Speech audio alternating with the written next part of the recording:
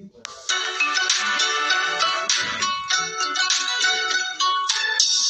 estamos começando o Kinty Talks aqui na Play TV. Eu sou a Dude, já me segue no Instagram, @DudeX, e segue a Play, @PlayTV, para não perder nada sobre o nosso programa que será sobre os dramas favoritos que a gente tem da Coreia do Sul ou não. Hoje nós vamos falar sobre a novela Pousando no Amor, que dizem ser o pai dos K-dramas, aquele que você não pode deixar de assistir. E também vamos experimentar as comidinhas que nos deixam com água na boca quando a gente assiste os dramas coreanos. Pousando no Amor é uma novela que conta a história de uma patricinha mimada da Coreia do Sul, herdeira que tem tudo e acaba caindo na Coreia do Norte durante o seu passeio de parapente. Lá ela encontra o soldado militar Capitão Uri. De primeiro momento, a ideia dele é acabar com ela, mas ele não resiste aos encantos e acaba ensinando ela como chegar até a Coreia do Sul. Nessa jornada em que ela vai rumo à Coreia do Sul, o Capitão Ri acaba chamando seu exército e avisando que eles têm uma espiã infiltrada.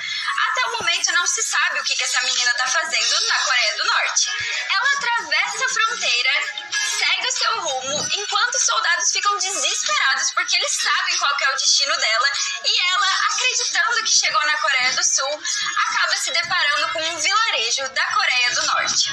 Nesse vilarejo, os soldados continuam buscando por ela, até o momento em que um soldado consegue capturá-la. O grande plot dessa trama é que o capitão que captura ela é o Capitão Ri, e assim vai se desenvolver o romance Pousando no Amor, que também é cheio de drama, guerra, humor, muitas risadas e muito choro também.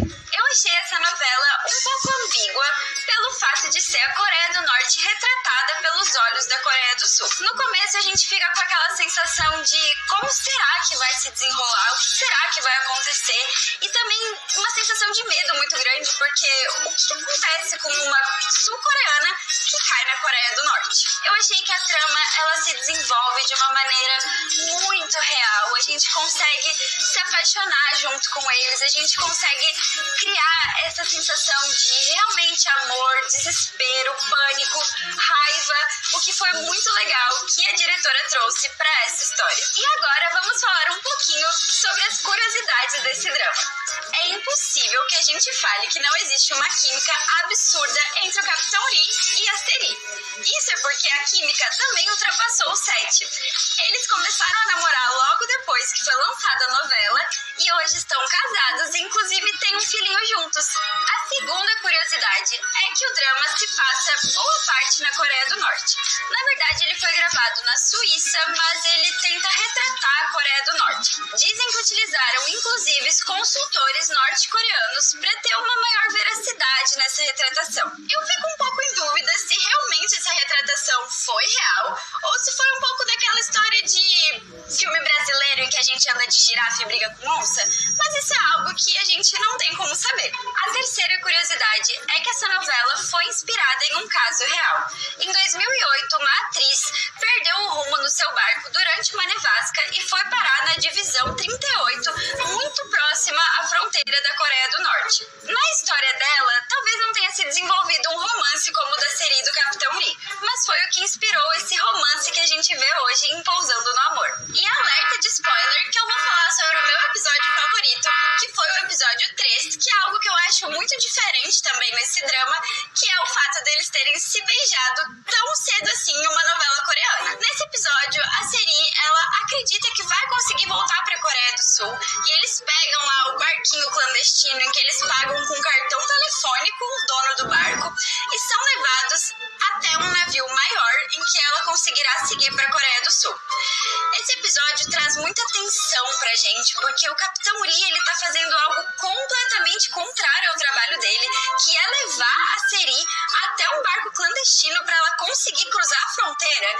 Isso dá uma sensação de medo, uma sensação de nervoso e também aquele impacto de será que finalmente vai acontecer?